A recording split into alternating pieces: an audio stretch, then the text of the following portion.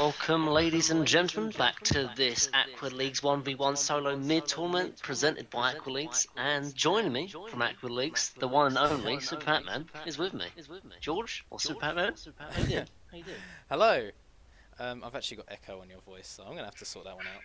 That's always good that our production team is doing a great job, just like the Shanghai Major. Very, very strong. I think it's because you are the, what do you call it? You're the guy in control with the camera, and I'm kind of on your channel, but we'll sort that one out. I'm so glad that my production team is working very hard to fix this audio issues. Very strong. George, quickly while you're doing it, I don't know if you can multitask, but if you want to go over the rules quickly over this 1v1 tournament about picks and everything, etc., etc. Both of these players are unaware of what the other has picked. Both of these players can pick the same hero. The rules of this are 2 kills warrants a victory, or the mid tower.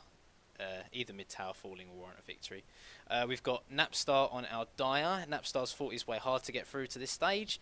And Dolan, although his name's Xscout in game on our Viper, he's on the Radiant. So both of these players actually fought quite hard to be here, but they're both glad to be here, and they're playing for €50. €50 to win. So Mate, money in the bank, put simply. Money in the bank. Money in the bank. By the way, I just realised whenever you left click something, it shows the hero portrait at the bottom of the screen. Oh yes. Whatever you click is actually what shows up on my camera, even though I'm controlling the camera. This is something we had an issue with when I was doing the LAN at the Heritage like a couple of weeks ago. So, but that, I mean, it's not that big of a problem, to be honest. So like you're clicked on Viper at the moment, and then if you click off to something else, it will to Clinks now. It will show on my screen. I haven't got your camera either, so yeah. So we're gonna have a bit of a joint partnership here. But anyway, quickly going over the builds. We see Viper has gone for a standard Wraith band into Tangos. If you want to click on Viper, George, stop clicking on Clinks. Come on, George. There we go. Viper into Tangos. Pretty standard build. Whereas Clinks has gone over for something with Wraith band into Branch into Fairy Fire, which is kind of he's lacking on regen, which is going to be a bit of a problem.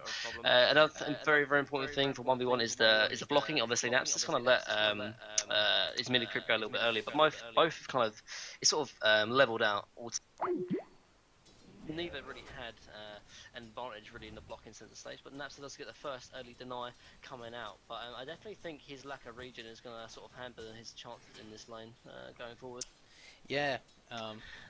Still 0 to 1, and gets another good deny actually already. So Viper really kind of lacking behind, like missed a whole creep wave without getting 1 CS. This is really kind of upsetting. I think this matchup between Viper versus Clinks actually is kind of a weird one. We don't really normally see Clinks in the middle lane, but when we do, I think he has a very sort of good chance in terms of just last hitting potential, because obviously his fire Syria arrows just give him such a great sort of advantage over himself in the lane.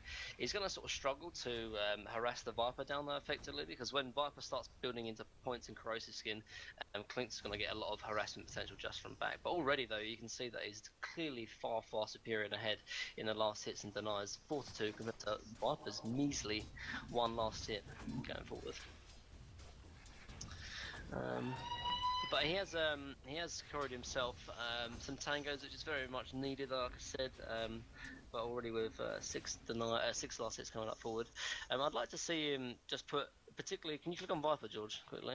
Trying to see if he's got points in Corrosive Skin or not. No, so Viper hasn't put any points in Corrosive Skin, which is kind of surprising, really.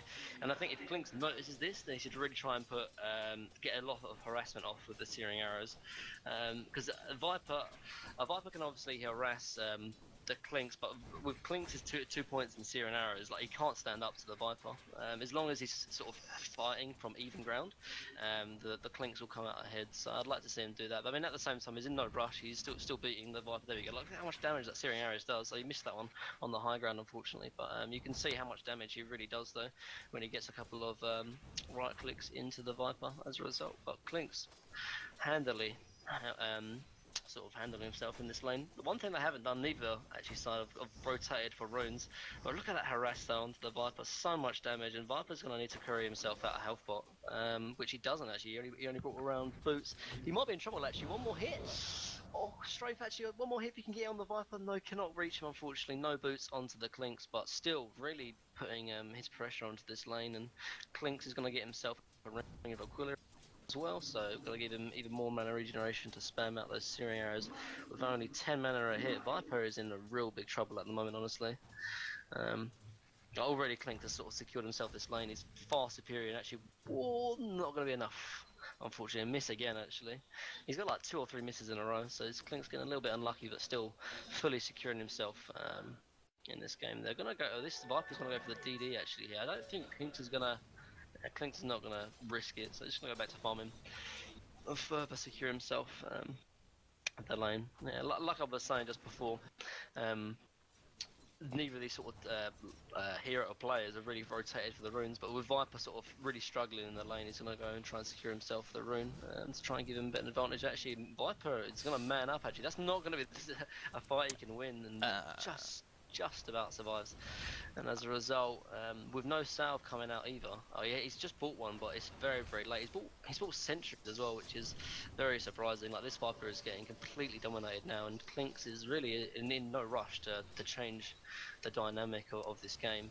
There's lots of ways Clinks can win this. Even if he doesn't kill the Viper, he can pressure the tower, because obviously searing arrows do extra damage to towers as well. So I mean, Clinks already just from the first 4 minutes is completely destroying this game, and unless Viper does something miraculous, and it's going to be hard for him to really come back in this game, but we'll have to wait and see. Clinks hasn't, the thing is, although Clinks does have this advantage, he's not really pushing the advantage. I think the best way to push the advantage was to be by boots, because that way obviously it would kind of cancel out Viper's movement speed advantage, and that way he can actually pressure for not only more harass, but potential for a kill as well. But Just from he picks up looking, bottle, Clinks actually. is really Kind of an interesting choice, seeing as he's already gone for the Ring of Aquila, but it does give him some kind of health regen, which is kind of needed since that Viper is starting to spec up the corrosive skin with Death Pact as well.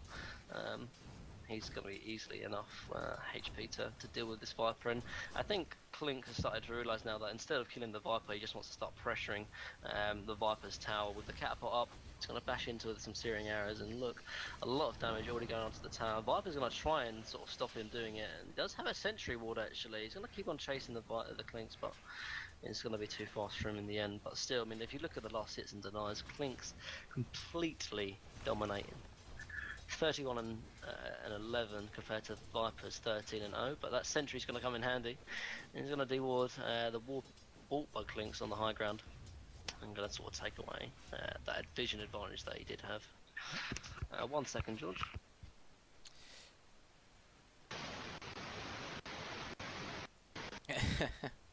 Okay. Apologies about that. I have returned. Can you hear me? There's some slight technical issues, but they have now returned and it's been fine. But Clinks is going to find himself most likely a haste down bottom unless he can't catch it in time for the 6 minute. Is it going to change? Oh, it does change to bounty just in time. That haste could have been a real game changer actually. If he got that, he might have been able to just secure the kill onto the Viper, so he's going to be a little bit upsetting with that. He's going to go into the jungle here. I don't know, is this legal? I'm not sure if that's legal or not. I wonder if that's legal or not. I wonder. Wonder if that or not. But regardless, they're going to keep on going. Clint's handing in so much harass into the Viper. Maybe 2 more hits could be able to secure the kill, but it's not going to be able to secure the kill. Just with that, but Viper already completely dominated out of this lane. And there's no way that Viper can really, I don't think can get back into this game, honestly. Just really struggling. Like, I think, like, Viper's one of those heroes that is meant to be lane dominating. Is a lane dominator, put simply. Oh, that's here an arrow a lot, but not going to be able to secure the kill. He's going to buy another cell, but it means Klink's still destroying this lane so far. Going to death pack the catapult. I'm going to start pressuring this tier 1 tower from the side of Viper, and what can Viper do? Can't really man up against the Klinks. I think Klinks would man up here, just start like if you start searing arrows into the Viper, you can orb walk so the tower won't actually go onto him, and yet still put in a lot of harassment onto the Viper. But plays it safe. He's in a good position and no needs to rush. He doesn't want to be on the low ground though, because he doesn't want to be missing his searing arrows, but the Viper is still very low actually, so can trade even though he's on the low ground.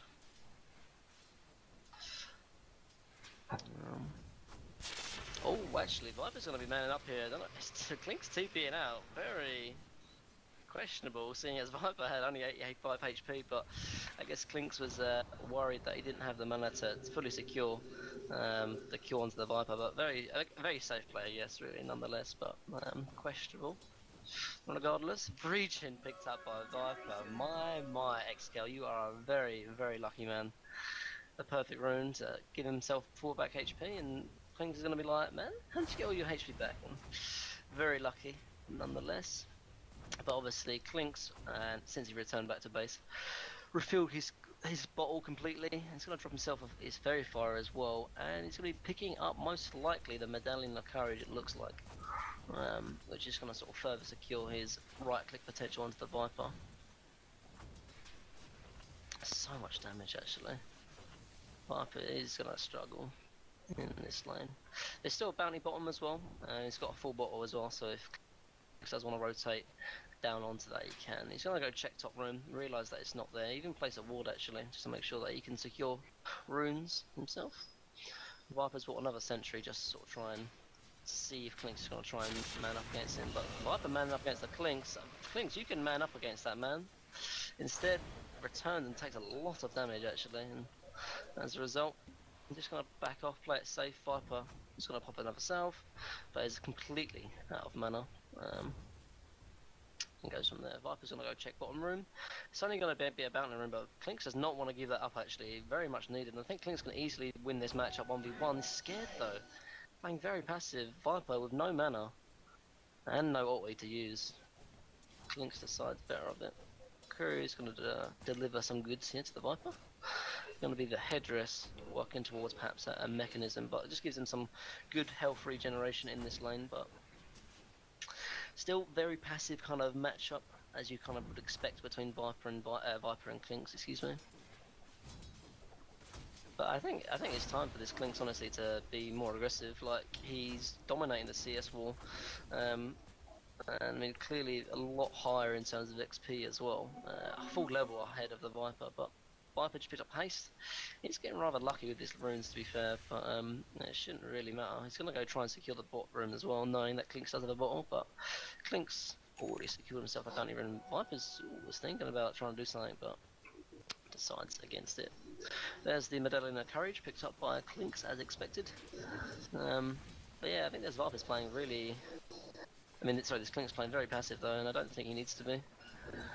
I mean, he dominated the early CS war and still is dominating the CS war, but he's kind of giving Viper a chance to get back into this game, which I don't think he needs to, put simply.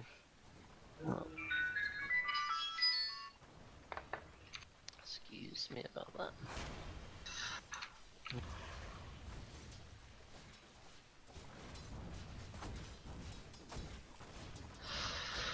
He uses the Medallion of Courage on Viper, but a lot of damage actually when he does that as well.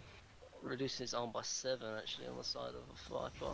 Viper still can't man up against the Clinks, but Clinks is going to put a lot of press actually onto this tower, and this tower is getting low. Viper cannot allow his tower to take that much damage. Viper, I mean, Clinks is man up against the Viper and so much damage from a hit. This is going to be the first blow going towards the Clinks, and Napstar should kind of take advantage of this. Some all shot going out here. Scowl, some BM coming out here, extra tilt. But yeah, with the catapult pushing from the side of Clinks as well, I'm pretty sure this is going to be the first game going towards Napstar. Going to use the Death Pact, a couple of searing arrows, and Viper being dead for 10 seconds. Yeah, this tower's dropping, and this game is definitely to the side of Napstar. GG.